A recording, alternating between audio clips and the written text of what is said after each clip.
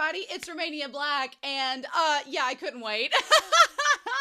I'm getting ready to leave tomorrow for a week-long trip, and I'm not going to be able to watch Frieren for like 8 days. So I was like, I'm going to go ahead and watch episode 15 before I leave for my trip, and then when I get back, I'll be able to see everybody's comments, be able to look at those before diving into episode 16. So that's really exciting. But I do have one comment I want to talk about from the Discord. Devilesque pointed out, I didn't realize who the voice actor for Sein was, and I'm sure by now y'all have told me in the comments, so this is coming late, but I kept being like, I know who that voice actor is, but I can't recognize them.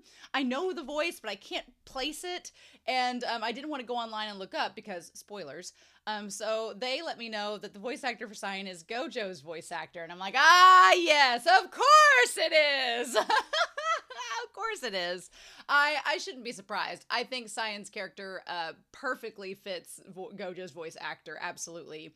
I've heard that Frieren's dub is good. I usually don't have time recording and doing work and everything to watch alternate versions of these anime, but I have heard the dub is good. I've only seen one clip though. I'm not a big fan of Frieren's dub voice actress. I think her voice is too deep, but that's just my own opinion. Otherwise, I'm sure she does a lovely job. I've only seen one clip and I was like, it's fine. But other than that, I'm sure it's a good dub, so that's exciting. So if you'd like dubs, maybe go check Frieren's out. But yeah, last episode and the episode before that, we're getting Sein introduced, incorporating his character into the group, seeing how his group dynamic is. He's going to be a chaos starter, and he's a shipper, and I'm like, oh dude, you being a shipper, it's too bad that Himmel has already wormed his way into Frieren's heart. I don't think there's a lot of room for you, Sein, but also it seems like he's not interested in her, which I'm actually kind of glad about. I was joking that I liked the Kraft and Frieren crack ship, that, you know, he's an elf, she's an elf, it could work out. But I like the idea. We already have enough with Fern and Stark and that relationship. We're already got that going on. So I think that it would be overkill to have Frieren and Sein also in a relationship at the same time. Let the children work things out and let the adults be the adults. And I'm cool with that. I like the platonic relationship that Sein and Frieren have. It works really good. I think that's a good choice. So, but yeah, we're moving north. These last couple episodes have been very quiet. And very just easing our way downtown, you know. So I'm excited to see if with this episode we're gonna start getting into a new chapter and a new arc, perhaps. I also thought about this. I mentioned it briefly. I don't want to know if and when it happens, but I'm curious to see if we get a second core in OP, because right now it seems like most of the stuff in the OP we've addressed. And there's little things pointing out in the OP now that I'm noticing, being like, oh yeah, that is included in this. And we've talked about that. So I'm going to be interested to see if in a couple episodes, because this is like a 28 episode series, and technically the first 4 episodes are one. So that would be the first 4, 5, 6, 7, 8, 9, 10, 11, 12, 13, 14, 15. So technically, if we were treating this core like it was cut in half, this would be the last episode to have the original OP, and then next week it would start a new one if we were doing that. I don't know if that's what will be happening, but if we have a new OP next week that starts the second half of the season, then I won't be surprised by that. But if they keep the same one the whole time and the rest of this season is shrouded in mystery, I'm fine with that. I like that. Y'all know I like surprises. I like being surprised. So we'll just see how that works out. But I'm super excited for this episode. I hope you all are too. But we're not going to waste any more time. We're going to dive right into Frieren, episode 15. And we're going to do that here in 3, 2, 1. And let's go.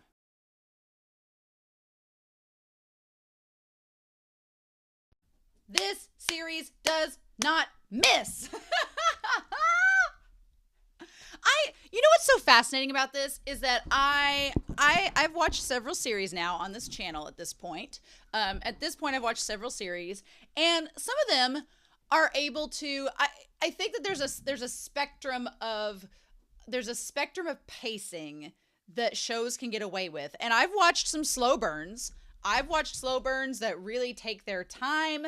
They take one little adventure and one little arc and they stretch it over 6 or 7 episodes, but there's all this character development, there's all this other world building and stuff, and so it doesn't feel like it's wasting time. It feels like it's necessary. And then I've watched shows that are like, well, we need to get to the next point. And that can either be done effectively or not effectively. It just depends on the importance of what's happening. And Frieren does this really interesting thing where the episodes are usually split in half, right? Usually split up where you can tell it's like one chapter ends, another chapter begins. And they're little short stories, little vignettes that kind of build to the bigger whole, right? Which connects to the idea of these little moments that are fleeting, but they connect to the overall memory, which is tied to Frieren and her, how it seems to go by in the blink of an eye, but it's this long time period because we've had 1 year already pass in the span of 7 or 8 episodes. And so, I've watched series where they've done the 2 stories in 1 episode, and most of them are not very successful in it. Most of them, it's like they try to cram so much in that it doesn't feel like there's time to breathe, and it feels like we jump too quickly, or we rush through plot points, we rush through character development.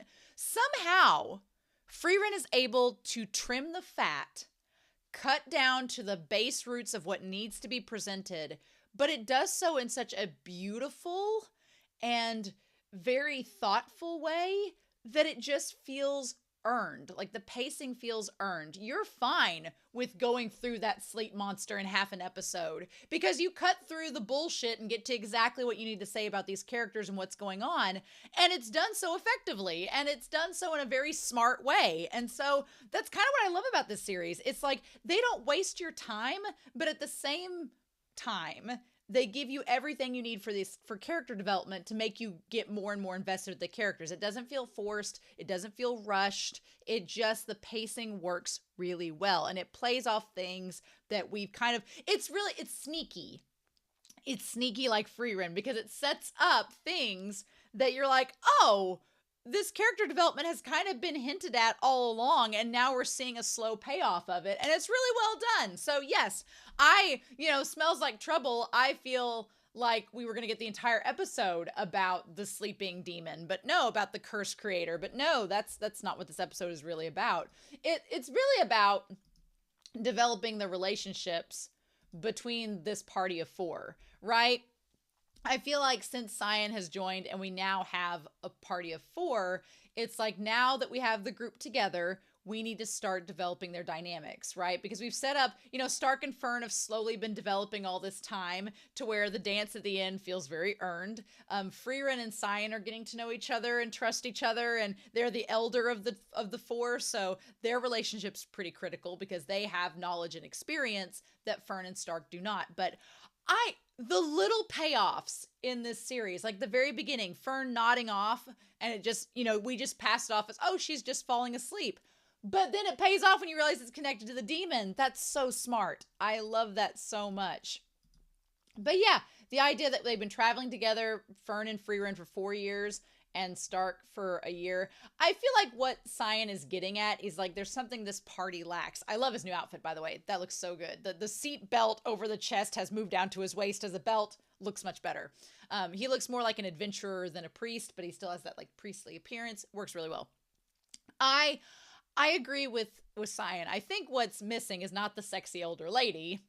He's just making a joke with that. But I think it's the fact that their camaraderie, because Frieren is inherently a cold person. She's just not very sociable. That's not her thing. She's an introverted little elf that wants to read her books and romanticize about her dead boyfriend. There's nothing wrong with that. And Stark is, a communicative person, but he's a kid, and he's like, the most inexperienced of the group. So he's like, I don't know. And so he doesn't really have like a voice that he's, putting out yet, except until the end of this episode when he really starts to stand up and be a stronger character. And I love that for him. And then Fern, she's like Frieren, where she's introverted too. So she's not as communicative, and she's more than Frieren, but she's still very quiet and, introverted. So Science looking at the group being like, we got a quiet bookworm, a quiet priestly girl, and a guy that doesn't know what to do with it. So he's like, we need to have some communication and bonding. We need some team bonding. We need to go on a team bonding retreat and get to be more of a group cohesively. And I like Sein being here for that reason. I think that he is the one that's old enough to feel like he's confident to say that and to challenge Frieren and her notions, and she's respects him enough to go along partially with it. So I like that. I like what we're developing as a team. I also like that Fern suggests we need a thief. I know in Dungeons and Dragons the purpose of a thief, and that they're, it'd be nice to have the thief so they could detect the mimics and she wouldn't get caught in them. But I like that Frieren's not bothered about being caught in the mimics. She's like, every treasure chest contains unlimited potential. I don't care if I get eaten by a mimic. You all are going to save me anyway. I love it. I love she's just like, nope. Frieren is kind of a troll. She is. She's a little bit evil. And it's just so quiet that you don't hardly notice it. But I do feel for Sein. I'm glad that him and Frieren are pretty platonic. And Stark's just like, let's not talk about... I feel like after Sein has been pushing so hard the ship between him and Fern, and Stark is probably realizing that he does like Fern, I think he's like, I don't want to talk about this. This is going to make me uncomfortable. No. And Fern's like, it's fine if we don't talk about it. But I do feel a little bit bad for Sein at the very end where Frieren won't dance with him. She's like, I'm going to eat cake instead. And he's like... fine. I would like Frieren to open up a little bit more to Sein, but they've just started traveling together, and I'm sure that that's gonna happen later. We just gotta wait for it. Now, I don't think Sein and Frieren are ever gonna be a ship. That ship is not even being built. The Himmel block is in the way. But, so the idea of curses. This is interesting. We finally get a little bit more world building brought up. That curses are basically something that humans don't understand. It's not like Zoltrak or some of the other spells that humans are imitating and incorporating into their own magic. It's the idea that curses usually turn people to stone, they turn them asleep. They're things that affect humans that humans don't understand the principles of, like we talked last episode, so they can't find a way to counter them yet. So that makes the role of Sein, the priest, incredibly important. Because Frieren's like, mages can't detect curses and they don't know what to do with them. And I'm like, because I feel like mages are very offensive in their magic, and priests are more the healers. They're more defensive. So it makes sense that Sein's the one that knows that. I also like the idea that Frieren and Sein kind of are like, one's offensive, one's defensive, but Frieren is capable of creating barriers and things to defend herself, just like Sein is capable of creating battle magic to defend, to be able to attack as well. So I like that they both kind of balance each other out. That gives the whole Hyder and Frieren dynamic a little bit more context as well, which is cool. I like that. So yeah, that's so interesting to me. But I like that Frieren respects Sein, being like, you're the one that's going to kind of defend us. We need you along this quest. I'm terrified that they didn't have him with them before. They just happened to luck out and not face any curses. That's some luck. I'm like, oh shit. If they'd faced a curse before, they would have been up a shit's creek without a paddle. I'm like, uh-oh. And I also love Stark. Stark is like I think Stark is my favorite. I love my badass Frieren. She's close to my heart. And I love Fern and I love Sein. We're just getting to know Sein. But Stark is my jam. Like, his empathy that he was like, is it too late for this village? Can we do anything for them? His whole conversation with Orden about Moot. Stark is just, he is such a total package character. He can be goofy, he's innocent, he's relatable, he's compassionate, he's a badass when he needs to be. I'm like, Stark is my favorite. I love him. And I love how he wants to make sure that they can save the village. And she's like, the magic of the goddess that priests use is a different story. Tackling curses has been long the business of the clergy. Which also is interesting because Frieren seems to struggle with her spirituality. She struggles with believing in a higher power because of how old she is and how much she's seen. So I like that tie-in that she's like, I'm not sure what I believe or if I do believe, but Sein does. So I guess we'll go with that. That might also be interesting with craft. I don't know anything about the monks. The monks seem like they're a mix between the priests and the mages, like where the monks can be spiritual and defend themselves, but also be strong enough to offensively attack a demon. Maybe craft, I think that it's, in hindsight, having craft in the party would have been cool because we could have had that offensive and some defensive, but I feel like maybe craft wouldn't have been able to handle like the upper level curses that Sein can handle. So it makes sense why craft is able to travel alone. They can defend themselves and fight, but maybe with a bigger party that would have been more difficult for Kraft to manage. So that's interesting. Also, I feel like if Kraft had been here, he would not have woke Frieren up. I think he would have tried. He may not have been capable of waking her up, first of all, like Sein can. And also, I think he would have tried to take on the demon alone. So I don't know. It's a cool what if scenario that would have happened with Kraft that we'll never know. So yeah, I also like that you get little things in this episode, like the candle burning and showing the passage of time and the food started to mold. That's interesting. And she's like demon's magic, we don't understand the principles behind most of it. So instead, it's not, she says it's not very interesting. I like that. I like Frieren is like, things that can't be explained, she's not interested in. I like that. I like Frieren has seemingly a little bit struggle with faith, that she's like, oh, stuff that I can't. Frieren's kind of like a scientist. She's like, oh, I can't hypothesize. I can't research it. I can't look into this. Oh, well, then I don't want anything to do with it. She's like, if I can't dissect it and peel it apart and learn it, I'm not interested. You know, so a philosophy class Frieren would not be interested in, but a science class Frieren would jump all over. Biology, chemistry, put me in lineup. You want me to take a humanities like philosophy? Nah. She's like, I'm over here just reading my yaoi. I don't need any of that stuff. Interesting. And I like that Frieren's so set in her ways that she's just like, no, it's difficult to use unless you're born with the specific knack for it. That's the thing too. You can't really use that type of magic unless you're kind of have a knack for it. And Frieren is not a prodigy. She's someone that's worked her ass off to get where she is. So she's like, I'm not interested in magic for prodigies. I want practical things I can learn and perfect, which I think is really cool. And also bestows an increased resistance to curses. The blessing of the goddess. So what it sounds like is that a lot of priests in this story are born to be that, where they're born and they have a knack for it. And it's like, you should be a priest because you can do this. And then they do. So that's interesting to me. That's interesting that Frieren's like, I'm not interested in any of that. And then it makes sense that Stark falls first, even though Fern's the one that was nodding off first. And so then Fern, of course, because they're both young and inexperienced and they're not a priest like Sein, they fall under the spell first. But even Frieren was managed to be hit by it. So that's pretty impressive. She's like, I know this village is still under the effects because I can sense it. That's kind of terrifying. The mages can sense the magic being used, but they can't detect the source of it. That's pretty scary. And then Stark's like, I don't know anything, so I'm in the worst position possible right now. And I like that this demon's whole thing was they put people to sleep and slowly drain the life force out of them. That's terrifying. A chaos flower that evolves and becomes something else. He's like, I like that we do establish a little bit of foreshadowing here, that he's like, it's this unusual curse. And she's like, are you able to remove it? And he makes the comment, I need tools to conduct a specialized ritual.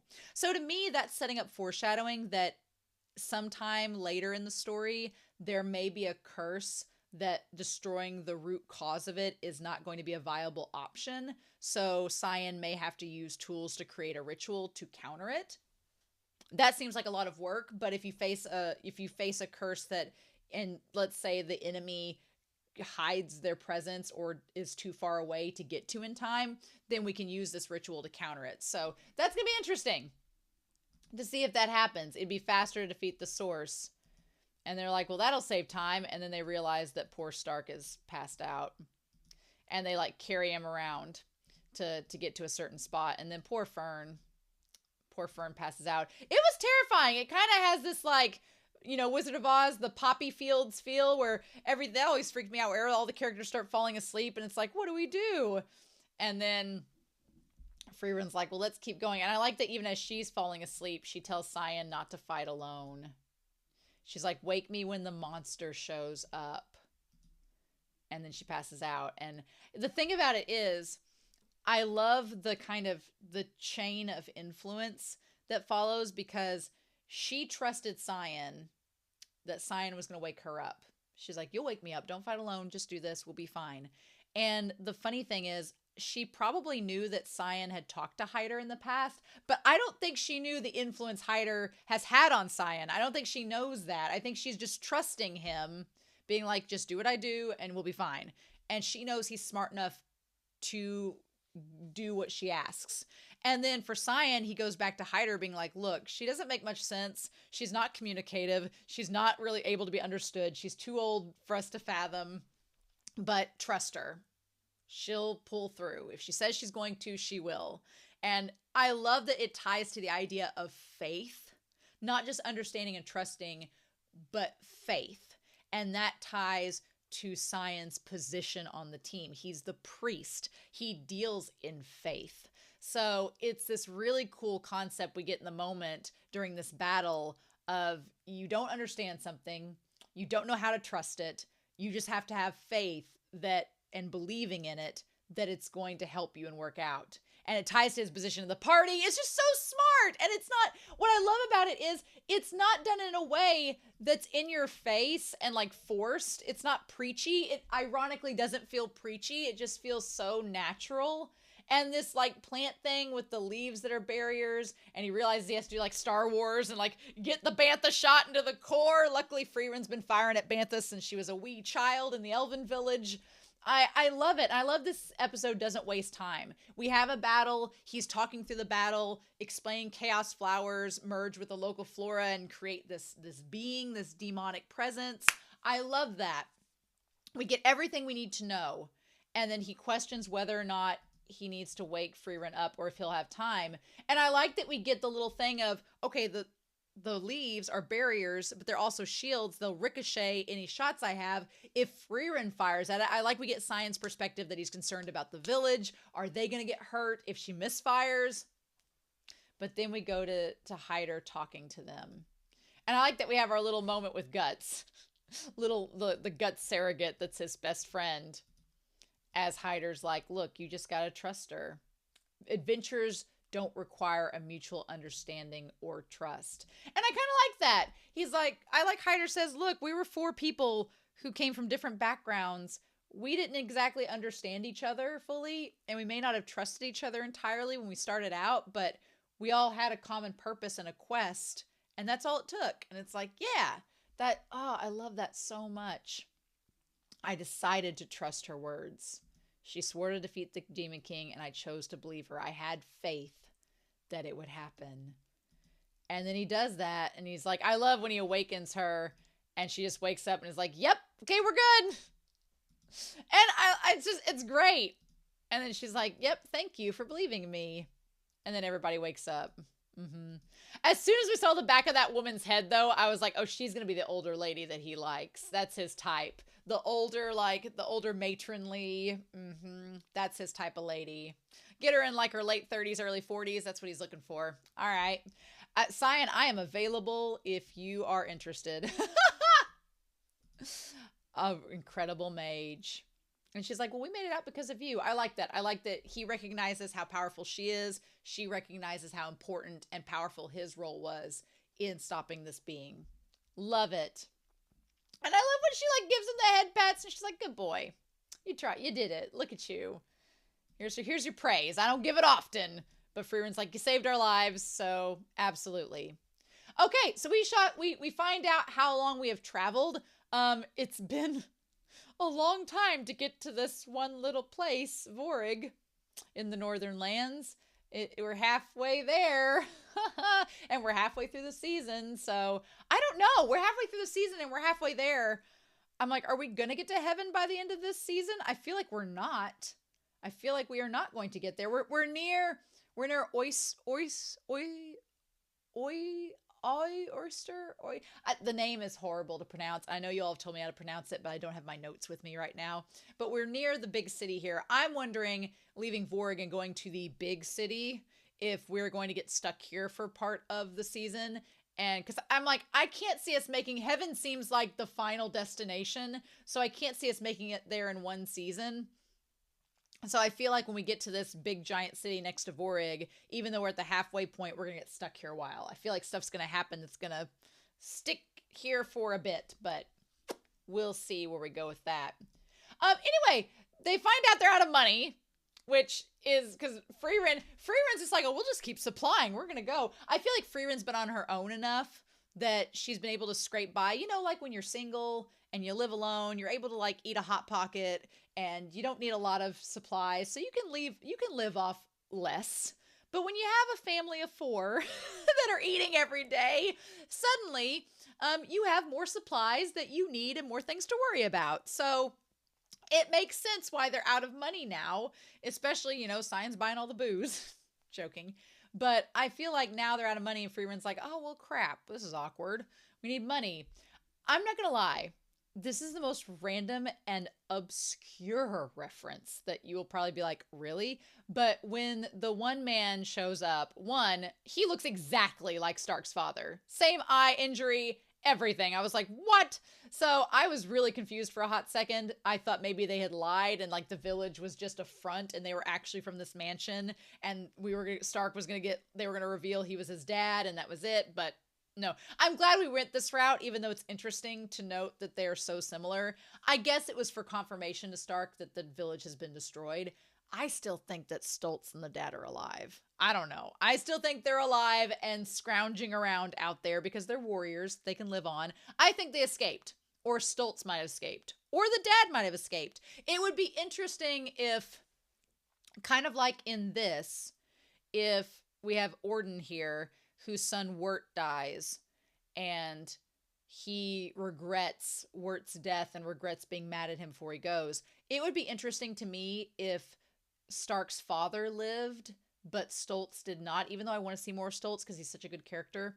It would be neat for me if Stoltz had died, but he told his father about Stark right before he died, and so the dad is trying to maybe repent, or the dad is still an asshole, and then he meets Stark again, and maybe starts to come around. That there's a lot you can do with the father, the brother, and Stark that I'm going to be curious to see if the show goes back to it or if this is the only reference we get to it and it was just, used to set up Moot and Orden, but I don't know. Don't tell me. We'll find out. But here's the reference. This is the weirdest thing. But with Stark getting apprehended by what could be family and taken back and forced to become prim and proper, it reminded me of, I'm embarrassed to say this because it's not a perfect parallel, but it reminded me of that Pokemon episode where James goes back home. I had it on VHS and I rewatched that episode to the point of oblivion and the tape disintegrating, but it was James getting taken back home by his family and forced to become a proper heir to the family line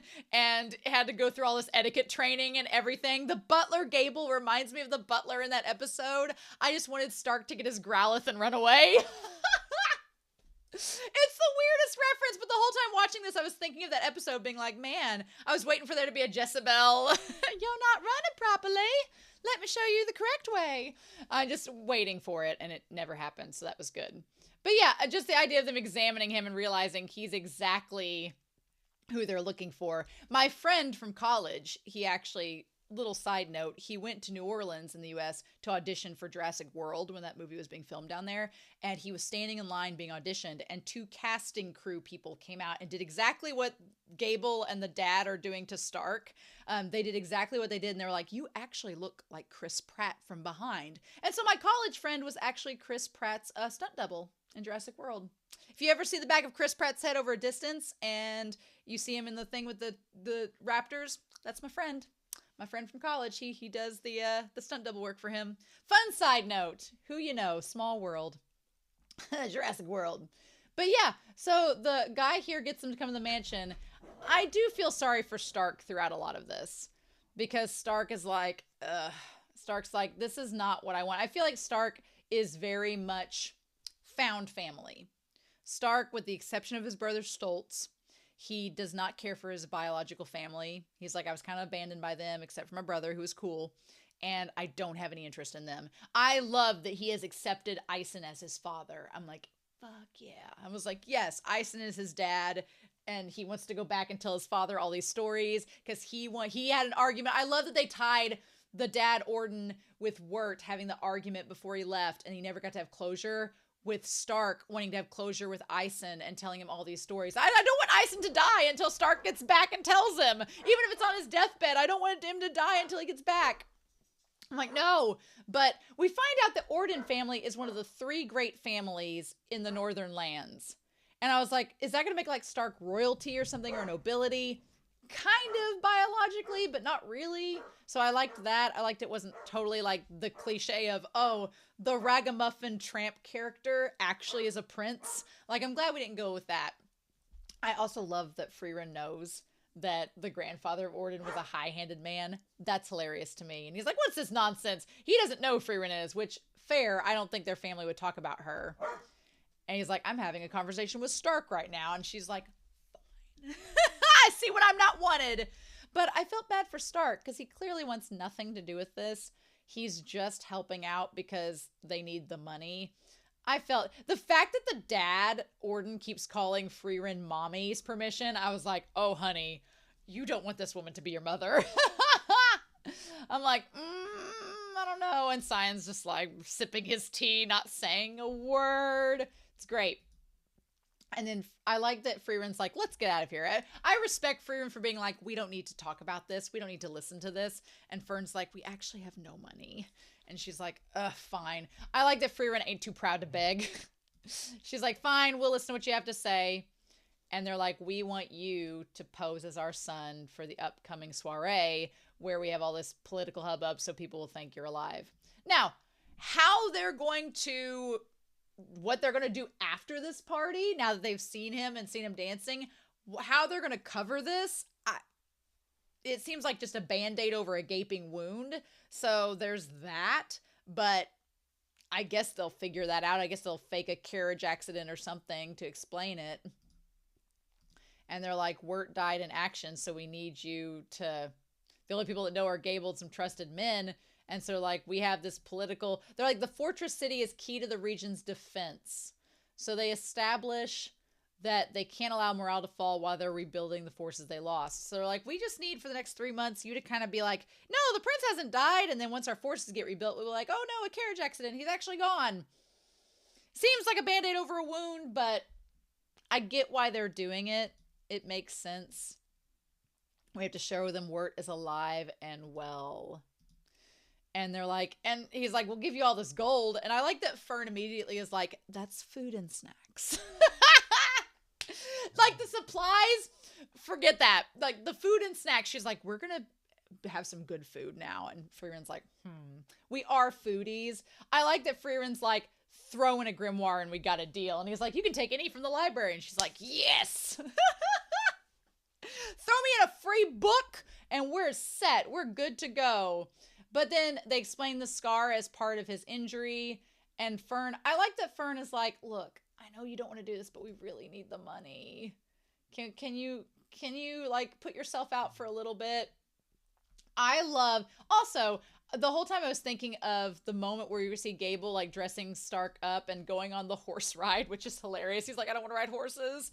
All I could think of was I could have watched a whole episode of just the etiquette training with Gable and Stark. I could have watched a whole episode of it. But you know what? I'm kind of glad they didn't do that because I know a lot of people would have probably complained then and been like, it was a filler episode of Frieren. All they did was ride horses and try on clothes and blah, learn to dance, blah, blah.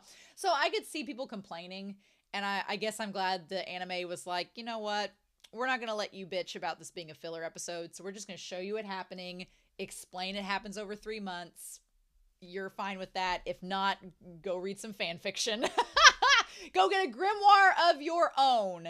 I like Sein this whole time is just hanging out at the tavern drinking, and Frieren and Fern are having like all of the, it's a L-worthy donut and sweets like buffet in front of them. L from Death Note would have been so on board with this, with the little tiny scones and everything. So cute.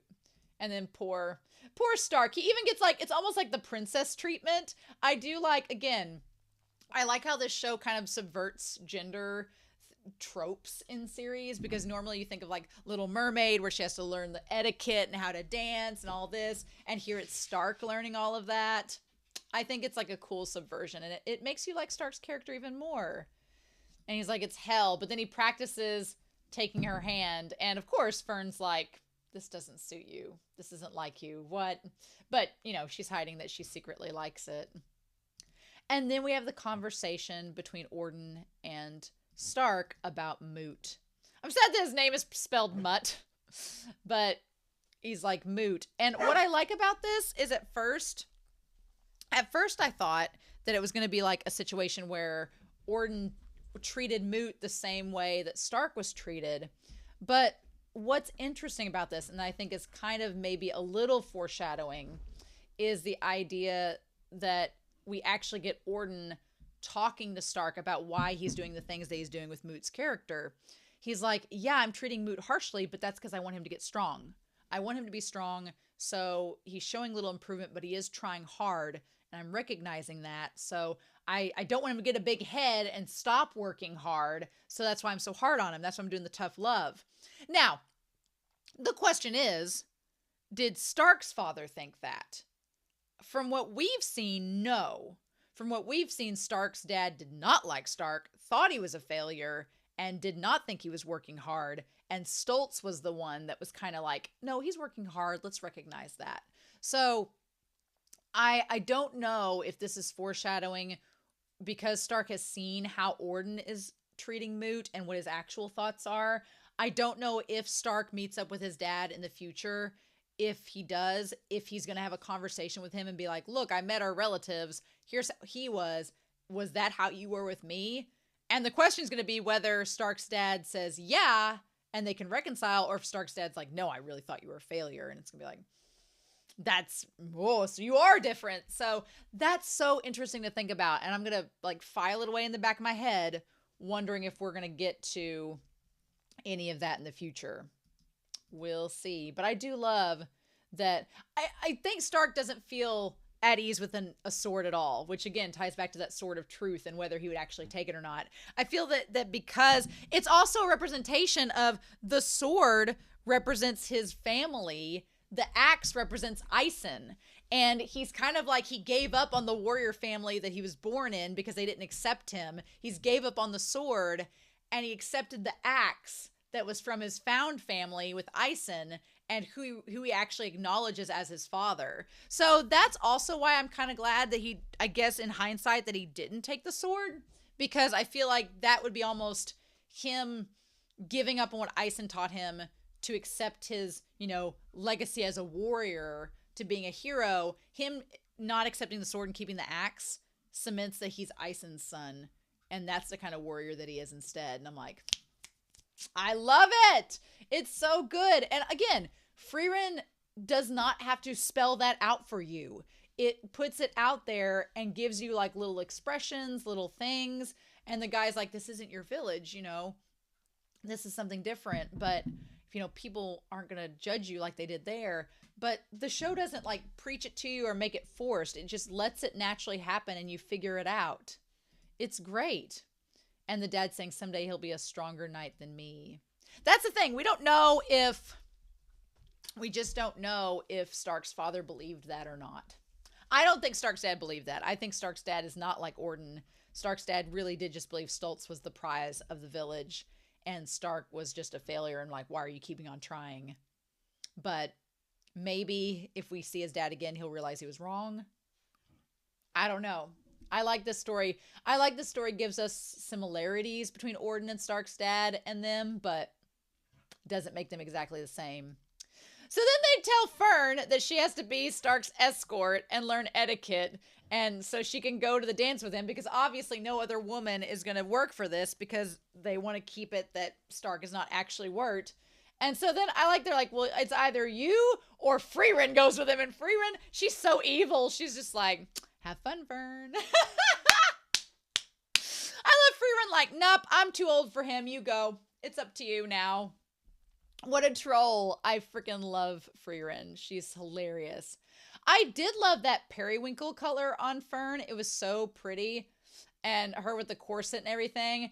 I'm like, don't body shame her, maids. Let her eat the damn donuts. Fern is a brick house. Let her go. And I like that Frieren's like, okay, have fun with the etiquette. I'm going to sit here and read all this smut with my tea. I will never, I'm sorry if y'all think it's a gimmick and it's too old, but I will never not. Anytime I see Frieren learning magic and spells, I will never not think that Frieren is just reading a bunch of romance, like the beach bodice reads. In reality, she's learning spells and probably ways to counter, other demon magic while she's here, which is smart, but I also like the idea that we cut from Fern really struggling with dancing, and she's not graceful in that regard. And she's kind of just like, it's a very violent scene of her falling during the dance scene. And then we cut to Gable and Stark, and he's just very graceful, very moving with it. Which, you know what? It kind of relates to their magic and their powers too. Like Fern can just blast her magic, and she doesn't have to be necessarily agile. She just has to be accurate in her aim. Stark has to have coordination and move around and be agile and quick on his feet to be successful as a warrior. So I like the idea of showing how both of those traits with them correspond to them either being good or bad at dancing. I like that. That's really, really well done. Good job, Frieren. And then they have this party. I was questioning because it's at the very end of the episode. I was like, are we going to get this dance at the end of the episode, or are they going to carry it into the next episode and it be like a whole thing? No, we just settle it now.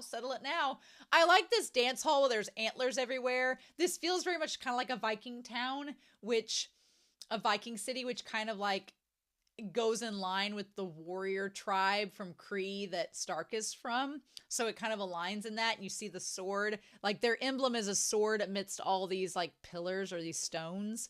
And then they have 1, 2, 3, 4, 5, 6, 7. They have 8 spears and an axe in the middle, a battle axe. And here they have 4, 5, 3, 4. They just have a sword in the middle of those. It's even and very symmetrical. It's interesting. But yeah. So then they have, pardon my dogs, they're loud. I love Fern's dress. Her very Greek goddess dress. I love it. It's pretty.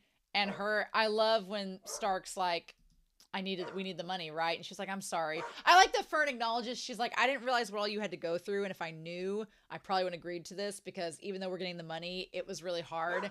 And then that's why it's almost like him reaching out his hand to her is accepting the apology and being like, well, we might as well dance. We practiced, right?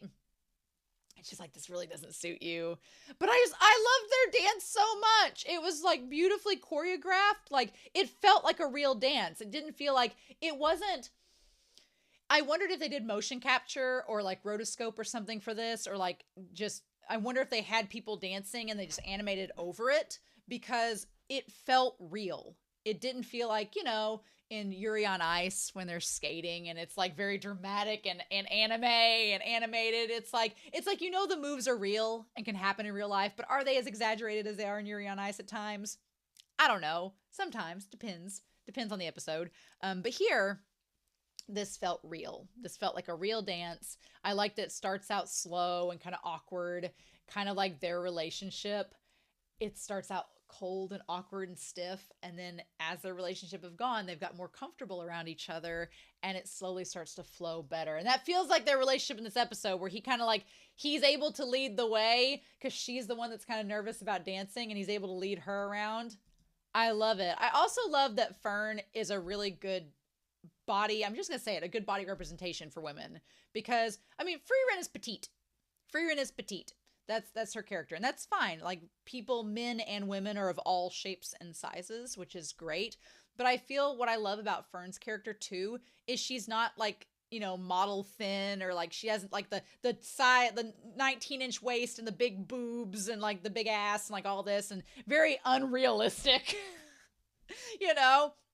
which is most anime women. But I like that she is very proportionately healthy and an accurate representation of women. I love that for Fern. As a female viewer, it is very positive to see Fern and Frieren be good representations. It's great. I love it. And I love this dance between her and Stark. It's so really well done. It's great.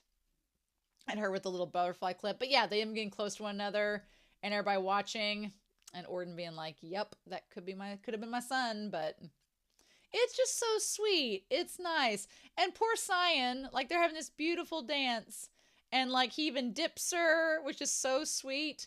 And then they cut over to Sein and Frieren Frieren with the Princess Jasmine ponytail. Like when Princess Jasmine has her red outfit on in Aladdin, she has like the big giant ponytail.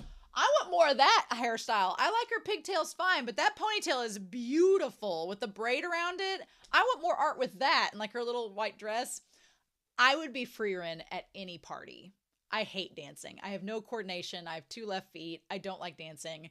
I love the cake and stuff, so I'd be sitting there eating the cake like, this is great. I'm not dancing.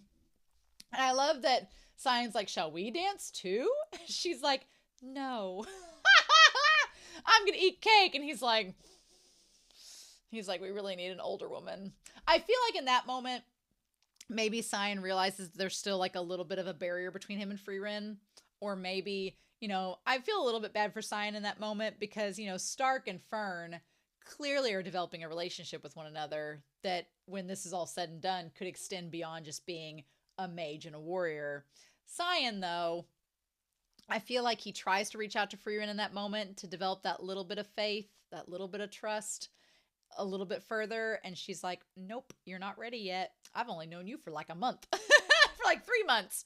She's like, we've not been traveling long enough for that. So I will be curious to see if it gets to a point where Frieren does agree to dance with him, but I'll be fine if she doesn't because she's like, no, we're not like that. And he's like, I do feel bad for Sein. He seems like a very sexual and romantic individual. So I kind of want that for him. And this is not the party for that for him. So maybe he will meet like a sexy older character that can travel with them for a bit. Who knows that he can throw his flowers to and come back for them later, The only thing that was kind of hokey in the episode, and I'll just call it out, is when the dad takes off the eye patch at the end and like dramatically holds it, being like, if not for this injury, I would have been the Vanguard. That part was a little cheesy. It was a little cheesy for me. I was like, you didn't have to take that eye patch off. We know there's an eye injury under it. And that's just me being a little bit nitpicky. I was like, that was my only nitpick with the episode. I was like, you didn't have to do that. We know there's an eye injury. It was very dramatic for the sake of being dramatic in an otherwise highly realistic episode. But I do love that Stark is like, I can't stay here and be your son. Like, I have my own father to reconcile with. Thanks for saying I'm an incredibly powerful warrior, but I'm not going to replace your son. You need to focus on the son you do have, that you still have as an heir, and raise him. And I like that Stark kind of implies, he's like, you need to, any mistakes you thought you made with Wirt, don't make those with Moot. Like, and I think that by the end, the dad kind of agrees and is like, yeah, I get it.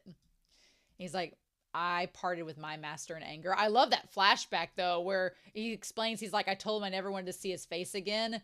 And then the son leaves. The son looks a little different than Stark, which is good. And then he says, I didn't mean it. And when I found you, I thought it was a miracle.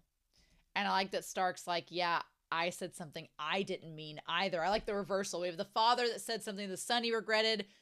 The son said something to his dad that he regretted. He's like, I said something I didn't mean to. And he's like, to the man who raised me. Yes!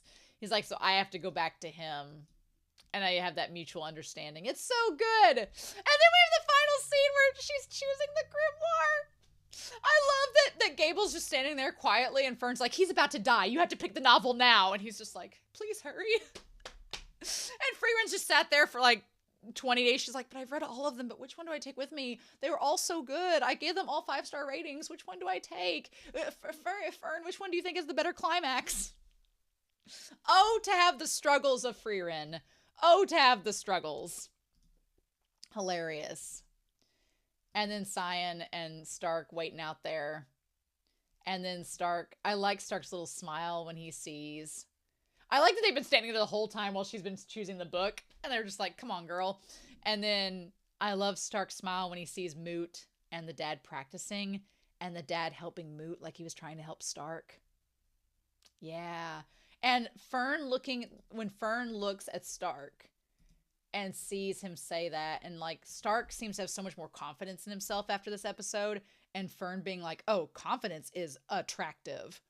True story. And she's like, yes. And I love that Frieren looks over at the two of them, and it's almost like she's seeing her and Himmel again through Stark and Fern, and she's like, all right.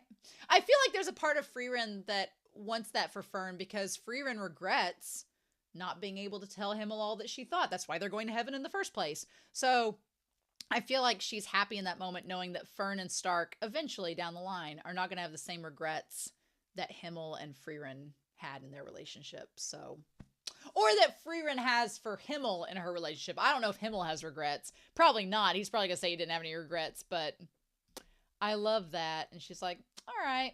And I love that she sees, you know, the three of them standing there and she's like, I got a pretty good party. I'm happy with this. And then she picks her book. Ah! Ah! So good. So good. This episode. I love this episode so much. I'm sure there's a lot of production details about the dance scene and everything that, because I feel like some work went into it. So I'm excited to hear about that down below. But all the connections, all the parallels, all the little lines and through threads, everything in this episode was so well done. Frieren, you haven't missed yet. And I love it so much. So, I'm super excited to know your thoughts down below. What you all thought of this episode. But yeah, I'm going to be gone for a week and then I'll be back. By the time you all see episode 16, I'll be back already and recording it. So, you know, no time will have passed for you, but I'll not have watched this next episode in quite a while, more than I'm used to. So we'll see. But in the meantime, I hope you all have a wonderful week. Please stay safe, take care. And yeah, I'll be back next week with more Frieren.